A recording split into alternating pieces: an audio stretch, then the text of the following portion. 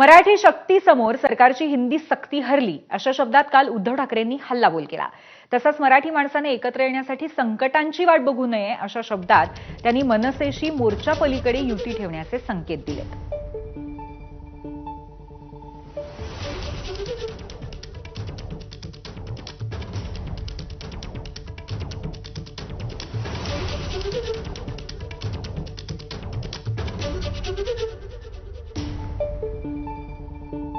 पाच तारखेला आम्ही या सक्तीच्या विरोधात मोर्चा काढणार होतो, पण 5 तारखेला हा मोर्चा आता जल्लोष किंवा विजयी मोर्चा, आता मोर्चा किंवा सभा त्याचं स्वरूप कुठे कधी काय असेल हे 1-2 दिवसामध्ये आम्ही सगळ्यांशी बोलून सर्वांना सांगू।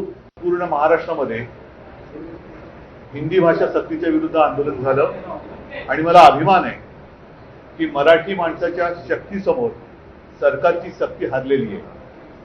मराठी माणूस एकवटला तर मराठी माणसाची शक्ती ही सरकारच्या सक्तीला हरवून देऊ शकते।